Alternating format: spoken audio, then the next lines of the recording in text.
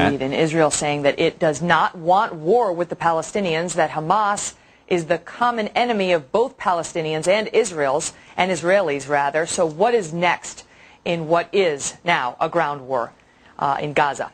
Avi דיכטר is Israel's Interior Security Minister. He joins us live from Tel Aviv. I understand that the delay is significant, so bear with us, folks, as we try to conduct this interview.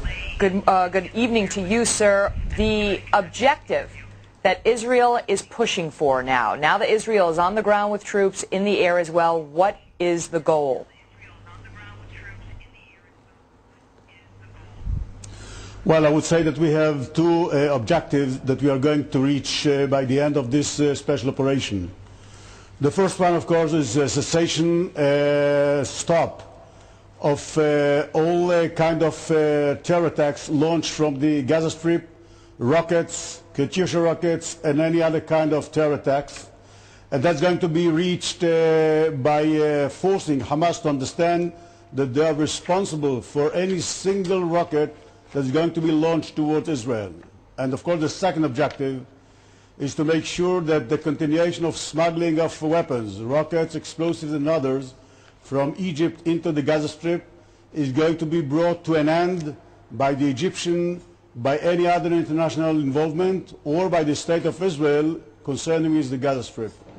Sir, do you believe that Hamas, which the United States has recognized as a terrorist group, and obviously Israel does as well, can be bombed into submission, in other words, into reason?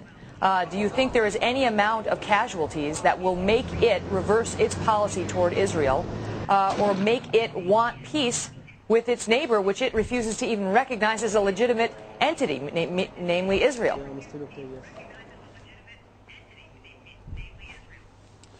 Well, Hamas is a terror organization, and the ideology of Hamas cannot be beaten because ideology cannot be beaten. But Hamas terror organization, its leadership in the Gaza Strip and overseas, can be beaten by creating a new level of deterrence in the Gaza Strip and against Hamas in the Gaza Strip. And I wouldn't recommend to see the number of rockets or missiles launched from the Gaza Strip towards Israel. We all understand that more than 400 terrorists got killed, close to 2,000 of them got injured. It's about 10% of the terrorists exist in the Gaza Strip of Hamas terror organization, and I'm sure that the new level of deterrence will bring them to the conclusion to understand that they are responsible for the stop of a full stop of launching terror attacks, same as it happened in Lebanon with Hezbollah.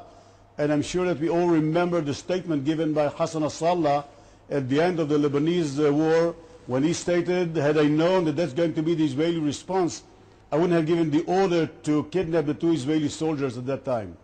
And so you mentioned the casualty numbers. The latest that we have are over 500 dead, including over 100 reported to be civilians. And I think our viewers understand that Israel does whatever it can to avoid taking out civilian casualties, but Hamas hides behind civilians. Nonetheless, the numbers are significant. At what point have you effectively delivered that message, that rocket fire into Israel will not be tolerated and that a massive response will be unleashed? So what do the numbers have to get to before you're there? Well, there's no limited number. From my point of view, if we have 20,000 terrorists in Gaza Strip, so all of them can be arrested, injured, or killed. They have to be out of order, but I'm not sure that we are going to reach the last terrorist in that barrel of terrorism. But concerned with the innocent people that they are surrounding themselves with those people, I think that we all have watched the TV Palestinian broadcast a few days ago when Israel attacked a mosque in Jabalia refugee camp in Gaza Strip, a mosque that became a warehouse of rockets and explosives. And 3 o'clock in the morning, the Palestinian reporter gave the microphone to a 13-year-old girl that left the house that was destroyed next to that mosque, and told her, you, the girl of 13 years old, you are now on TV worldwide. What do you like to say to the whole world?